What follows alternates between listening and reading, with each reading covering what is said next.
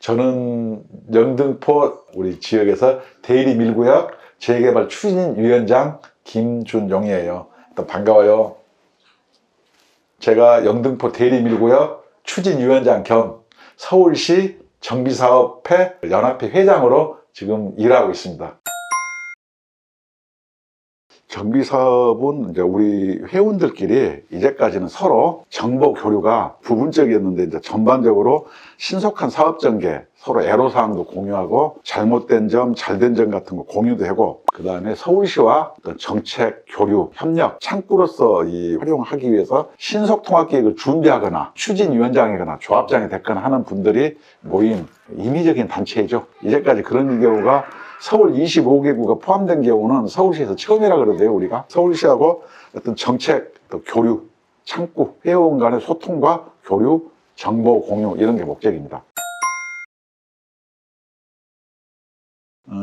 우리가 이제 신속통합계획 2차인데 처음 해보니까 다들 잘 몰라요. 그래서 우리가 한번 모이자. 그래서 한번 모였어요. 모여가지고 제가 종로에 제 사무실이 있었어요. 거기서 약 2년간 한 달에 한 번씩 매월 토요일 날 서로 정보 공유하고 공부를 했어요. 그래서 굉장히 전문적인 식견을 가졌죠. 10수명이 그렇게 했어요. 수시 3차 모집을 하면서 이게 우리도 좀 단합된 힘으로 조직도 필요하고 지방자치단체와 교류가 필요하구나. 그래서 한번 모입시다 해가지고 서울시 회의실에서 한번 한 50여 명이 모였는데 모인 장소에서 수많은 사람들이 저를 그냥 회장으로 추대해가지고 그냥 회장이 된 것 뿐이지 그걸 원래 계획했던 건 아니었어요. 서울 시민의 주거환경 개선은 여야 부문하고 정치적 입장 부문하고 당면의 과제인데 신속통합계획 제가 봤을 때는 혁신적인 주거정책이에요. 과거에는 재개발이 막 20년씩 걸려요. 그래서 나이 드신 분은 명 짧은 분들 못 들어갔어요. 근데 지금은 신속통합계획은 불필요한 행정정책을 대폭 줄였기 때문에 저는 굉장히 혁신적인 정책이라고 생각하고 말들은 많을 수 있겠지만 현재 재개발 재건축 정책 중에 신속통합 정책만한 정책이 없습니다. 이게 인허가 정책이라 정말로 오래 걸렸어요. 대부분 20년씩 걸렸습니다. 3년 만에 우리가 신속통합에서 추진위를 만든 거는 엄청난 성과라고 생각해요. 굉장히 효과가 좋습니다.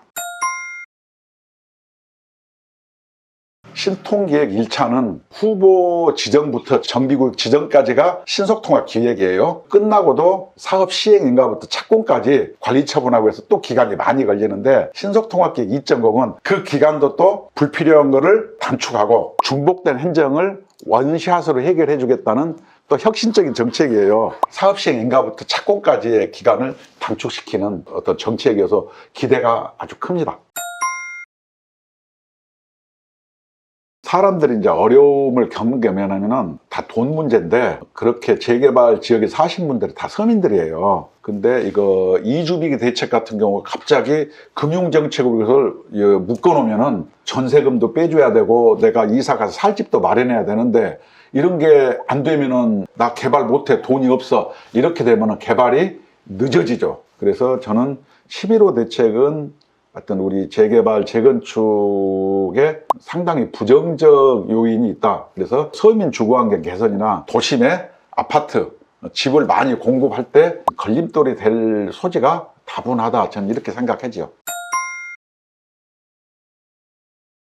재개발 사업의 가장 타격은 금융정책이에요. 금융정책 같은 경우에는 이주비 대출을 줄인다든가, 그 다음에 조합원 지위 양도를 막는다든가, 그 다음에 투기 과열지구라든가 우리 대림동 같은 데는 여기가 중국 동포들 많이 살고 그냥 마동석 청년경찰 막 그래서 도끼 들고 다니는 막 그런 게 나왔잖아요. 실제로 그렇지 않아요. 중국 분들도 안 그러거든요. 근데 그런 이미지가 있어요. 영화 때문에. 그래서 아파트 가격이, 집 가격이 굉장히 싸요. 근데 우리가 투기할 사람도 없고 과열지구도 아니고 집이 비싼 것도 아닌데 굳이 단체 기합을 받을 필요가 있느냐. 아니 강변 같은데 한강변은 공원도 많고 풍광도 좋고 비싼 거는 나는 당연하다고 생각해요. 그런데 거기 비싸다고 우리까지 막 묶어놓는 것은 저는 행정이 과하다 이렇게 생각합니다. 왜 우리가 단체 기합을 받아야 되느냐 이런 불만들이 있어요. 그럼 말이 안 된다고 생각해요. 우리 지역 집값 쌉니다. 재개발 지역은 완전히 그 인프라가 안 돼 있어가지고 굉장히 주거환경 열악해요. 소음, 우리 같은 경우에는 침수재난 특별구역이라 그래가지고 2022년도에 그냥 온 동네가 물난리 났어요.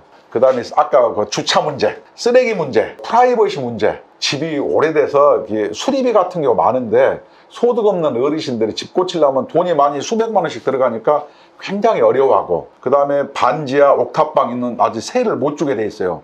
그러니까 세 받아서 노후 생계를 해주다가 그런 것도 잘 안 되는 거예요. 그래서 주거 환경 개선이야말로 하여튼 삶의 질, 어떤 생활 공간의 어떤 존엄, 이런 것 때문에 필요하다고 생각했는데 재개발 지역에 그런 게 가장 낙후돼 있죠. 그래서 재개발을 오히려 정부에서 적극 장려해서 시민들의 삶의 질도 높이고 생활의 어떤 존엄성 같은 걸 높여줘야 된다고 저는 생각해요.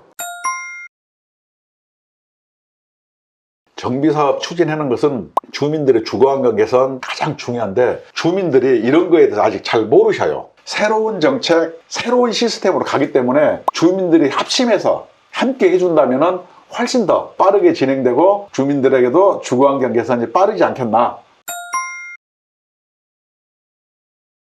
정비업이 굉장히 어렵고 주민들은 처음 해보고 업계라든가 지자체는 수백 번 해봐가지고 잘 모를수록 친절한 정책이 저는 필요하고 친절한 소통이 필요하다고 생각해요. 우리 지역이 사이가 좋은 게 친절하게 함께 하거든요. 그래서 정부도 친절하게 함께 해서 주거환경 개선이라든가 도심에 주택을 공급하는 일은 정부 정책으로도 굉장히 중요해요. 집값이 오르면 뭐냐면 지속적으로 공급 시그널을 보내면은 집값도 안정되거든요. 그래서 우리가 압축 성장 시절에 집을 많이 지었어요. 그것이 한 40년 정도 연한이 다 되어가요.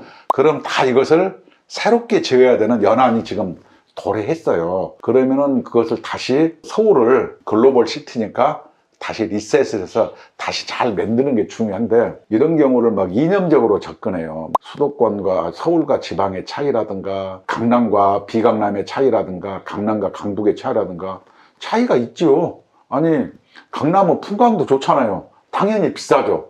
이런 데는 좀 싸고 그 차이를 인정을 저는 충분히 하고 있어요.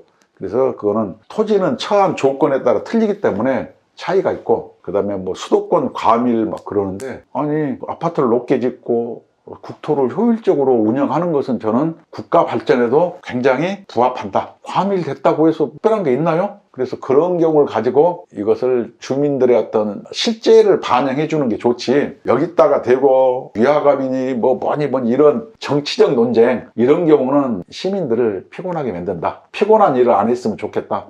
그냥 서민들은 서민이 알아서 할 테니까 너무 높은 분들은 관여 안 했으면 좋겠다. 이런 게 제 생각이에요. 정비사업도 저는 그러면 된다고 생각합니다. 과거에 이런 정비사업은 주민들끼리 싸움도 많고 갈등이 많았어요. 그러다 보니까 맨날 소송전이 많았죠. 그러다 보니까 대표적인 게 뭐냐면은 조합원 정보공개법 같은 게 있어요. 그런데 대부분 판례 같은 데 보면은 전화번호까지 다 주게 돼 있어요. 저는 그런 건 잘못됐다고 생각해요. 왜냐하면 전화번호라든가 이런 경우는 개인 사생활에 개인 영역이잖아요. 그러다 보니까 어디 상도동인가 신림동 어디서는 부동산 업자 같은 사람이라든가 이런 사람들이 정보공개 청구를 해서 그걸 갖다가 지역에 예쁜 아줌마 있으니까 그걸로 개인적으로 밥 먹자 뭐하자 이렇게 전화 오는 경우도 많았고 또 어르신들이 막 보이스피싱이라든가 이런 두려움과 공포가 있어요. 자기 전화번호를 누군가에게 준다고 하는 거에 우리 조합원들은 100% 반대하는 거예요. 근데 그것을 버젓이 사법부라든가 정부가 그것을 해야 된다고 주장하는 것은 저는 개인정보 보호에 역행한다고 생각하는 거예요. 그래서 과거에 만들어진 법이기 때문에 그런 제가 봤을 때 독소조항들이 좀 상당히 저는 있다 이렇게 생각합니다.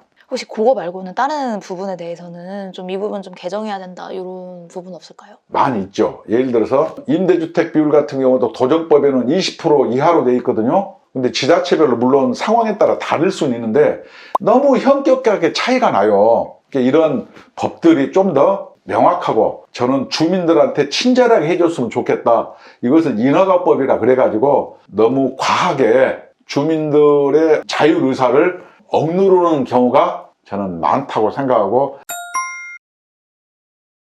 모든 조합장님들의 이런 분들은 가장 중요한 게 조합원들 어떤 토지 등 소유주분들하고 소통 같은 경우는 굉장히 잘해야 된다 이렇게 생각하고 연대와 협력이 우리들의 미래를 바꾼다 저는 이렇게 생각해요. 그래서 과거에 어떤 부정적인 시각을 가진 주민들 분들께서도 하여튼 서로 적극 협력해서 함께 해서 모두가 함께 이익을 보는 게 저는 이렇게 필요하다고 이렇게 생각하고 재개발이라는 게 가진 사람만 좋냐 그렇지 않아요. 재개발하면 우리가 현재 현행법에서 의무 임대 비율, 그 상한용적률 의무 임대 비율 그래서 우리 재산의 뭐 15%, 20%, 많은 데는 30%를 국가에 공공기여를 합니다. 그래서 서민들의 주거 정책에도 우리가 굉장히 사유재산을 털어서 함께하고 있어요. 두 번째는 집 없는 서민들에 대해도 우리가 이주재택도 다 우리 비용으로 세워주고 있어요. 정부 같은 데서도 좀 더 재개발의 부정적 시각보다는 친절한 정책, 소통하는 정책으로 하여튼 민과 관이 함께 하여튼 좋은 도시를 만드는 데 앞장서 주시길 바라고요. 정의를 하자면은 인간은 사회적 동물이다. 그래서 이렇게 도심에서 복닥복닥 살아가는데 재개발되고 해서 잘 살아가는 게 어떤 인간의 본성이기 때문에 이런 재개발 정책에 대해서 배관시했던 모든 분들, 정부 이런 분들이 긍정적으로 바라보고 함께 해주셨으면 좋겠다. 이게 저의 바람입니다.